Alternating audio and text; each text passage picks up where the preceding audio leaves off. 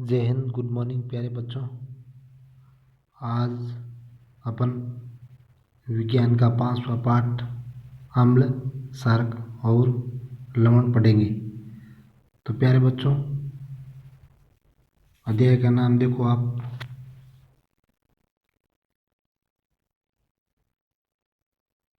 अम्ल, क्षारक और लवण है। तो सबसे पहले बच्चों, अपन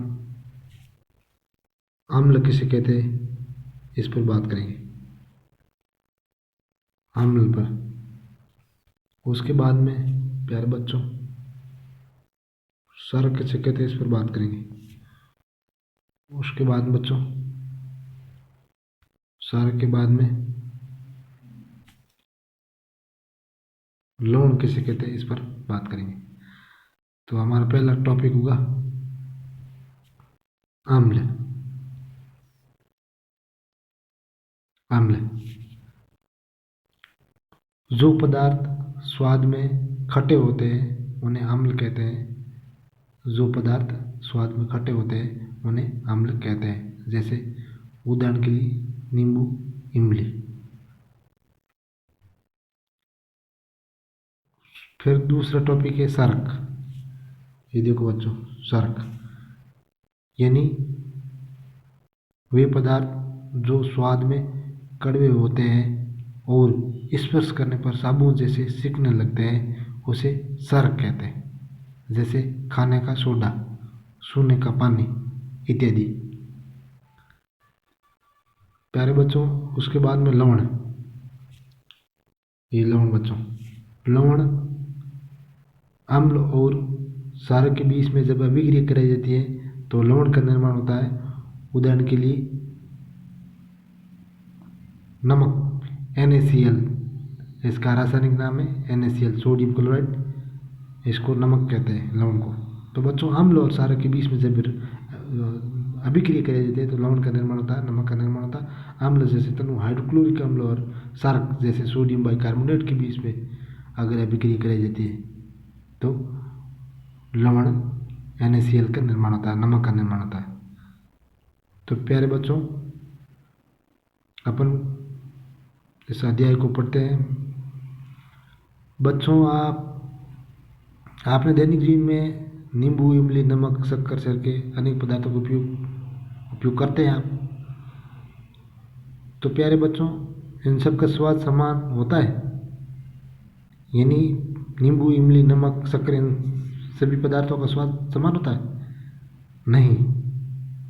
नींबू, इमली का स्वाद खट्टा होता है, नमक का खारा, शक्कर का मीठा। तो बच्चों, सारणी दे रखे हैं यहाँ। यदि आपने इनमें से किसी पदार्थ का स्वाद नहीं सका तो सकी और परिणामों को सारणी 5 पार्टी में लिखी। यानी सारणी में पदार्थ दे रखे और उसका स्वाद दे रखा। स्वाद खट्टा है, कड़वा है या कोई अन्य है। उसके बाद में ये पदार्थ को जीभ से सकने से पहले बच्चों चेतावनी को ध्यान में रखना है कि हमें किसी पदार्थ को, किसी वस्तु को तब तक मत चखिए जब तक उसका ऐसा करने के लिए, यानी जब तक टीचर बच्चे को ना कहे या कोई अपने घर पर इस प्रकार के कोई पदार्थ है, जब मान लो आप स्कूल के माध्यम से आपको किसी प्रैक्टिकल तरीके से समझाया जाता है तो आप वैसे ही थोड़े बहुत होशियार हो जाएंगे।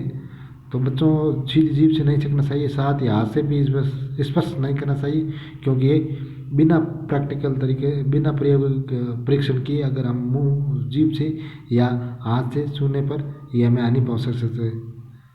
तो बच्चों, जैसे नींबू का स्वाद खट्टा, संतरे का रस खट्टा, सिर का खट्टा, दही खट्टा, इमली खट्टी, शक्कर मीठा, नमक खारा, आंवला आंवला खट्टा होता है। खाने का सोडा बच्चों आपको ध्यान है ये कड़वा होता है, अंगूर खट्टे होते हैं। इस प्रकार बच्चों ये कच्चा आम भी खट्टा, खीरा कड़वा।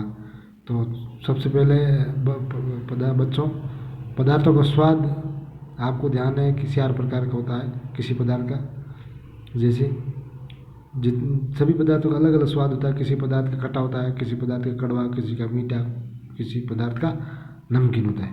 तो अम्ल और क्षारक, उसके बाद में अपन बात करते हैं। बच्चों देखो, अपन इस टॉपिक पर बात करेंगे, अम्ल और क्षारक। सबसे पहले बच्चों, सबसे पहले अम्ल पर बात करेंगे। अम्ल पर बात करेंगे। अम्ल यानी दही, नींबू का रस, संतरे का रस, सिरके का स्वाद खट्टा होता है। इन पदार्थों का स्वाद खट्टा इसलिए होता है क्योंकि ये सभी अम्लीय प्रकृति होते हैं। इनकी प्रकृति सभी की अम्लीय होती है।